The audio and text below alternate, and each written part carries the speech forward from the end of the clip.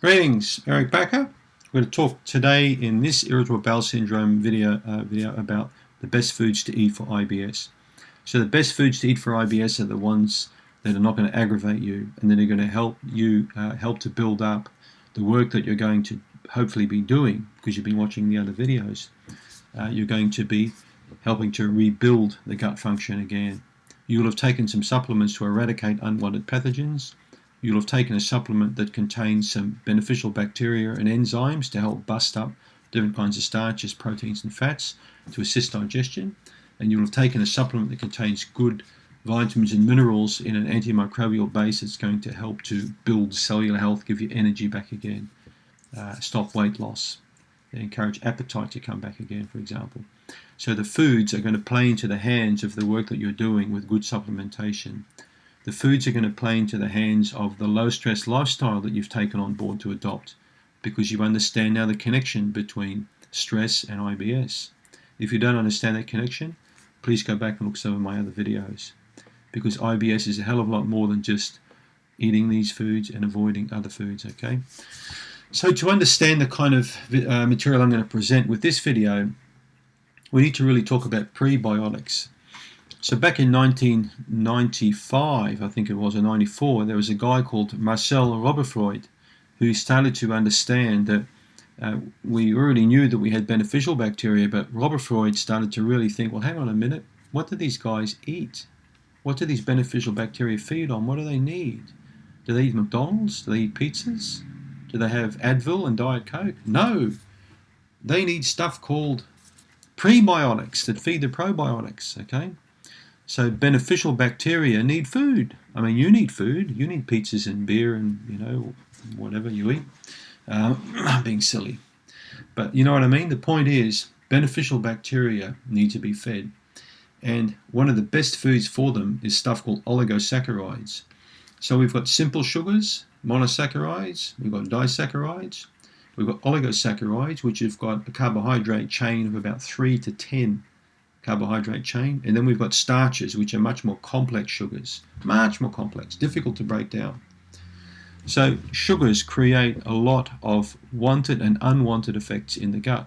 We know through looking at specific carbohydrate diets, for example, that we need to avoid the simple sugars like lactose and like sucrose and sugars like that because they react very quickly in the gut.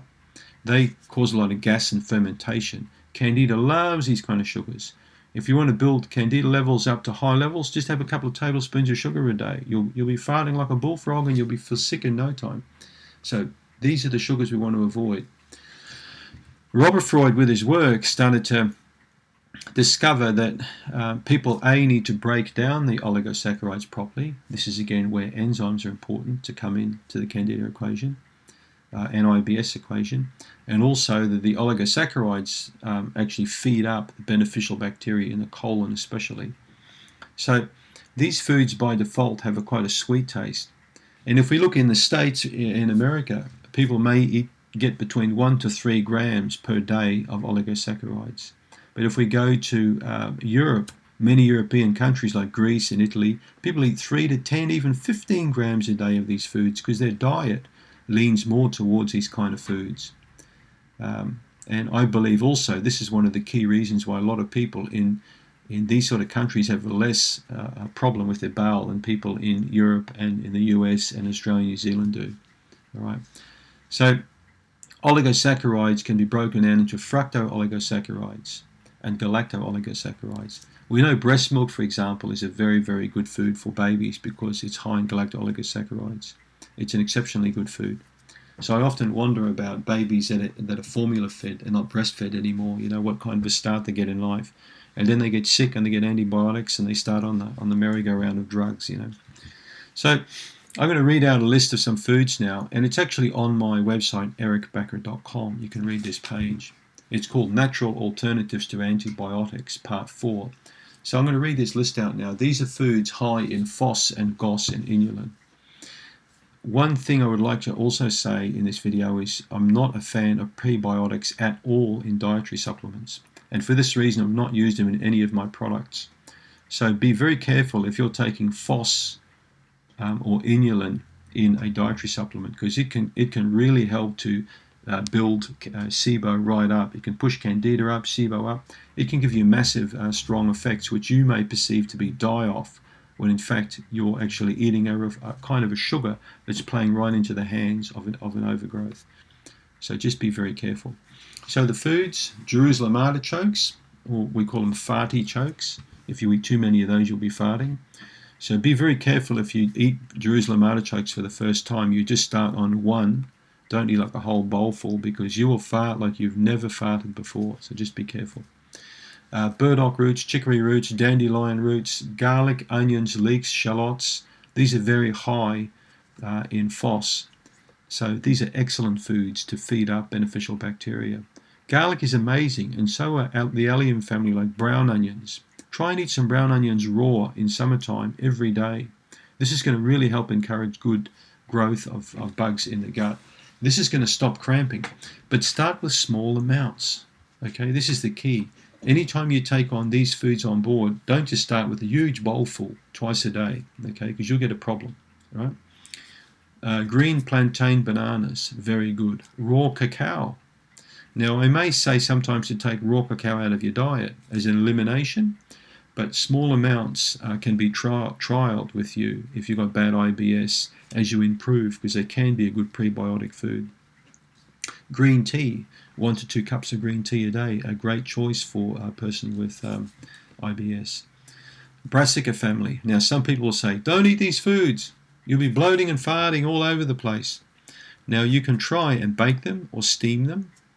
Okay, eating them raw may cause a problem, and you may find some brassicas to be very good and others to be very detrimental. So you need to experiment. Brussels sprouts, for example, are quite a strong brassica. They may cause a lot of discomfort with IBS. But the Brassica family are what you put in there as you improve. Don't put them in at the onset. So you may have been told by your naturopath or nutritionist to take all the brassicas out. And we're talking cauliflower, broccoli, Brussels sprouts, kale, kohlrabi, bok choy, choy sum, like all of these kind of things. So some of these you can keep in, like for example bok choy or choy sum. The Chinese veggies may be fine, but you may find you have a real big problem with broccoli and Brussels sprouts and cauliflower. But as you improve, put the brassicas in, because they're an exceptional food for the body. Legumes, azuki beans, pinto beans, navy beans, mung beans. Sprouts, another good form of sugars. They're nice and sweet, to chew on. And again, with beans, start slow. Don't have massive big bean dishes to start with, okay? Sunflower seeds, pumpkin seeds, chestnuts, hazelnuts, pecan nuts. These are all very good sources of inulin and phos and GOS. And again, start slow. Rye dough sour bread. If you can tolerate gluten, try a little bit of rye dough sour bread. So these are quite good foods to include with IBS. But remember, please follow the advice I said about the best diet, okay? Where we first keep you off all the sugar and crap, and we start putting in meat, eggs, vegetables, and a yogurt kind of approach. And then we move you into a low allergy phase. And then we start putting these foods in there, these pinnacle foods, to help build very good levels of gut health, promoting bacteria. So don't get confused.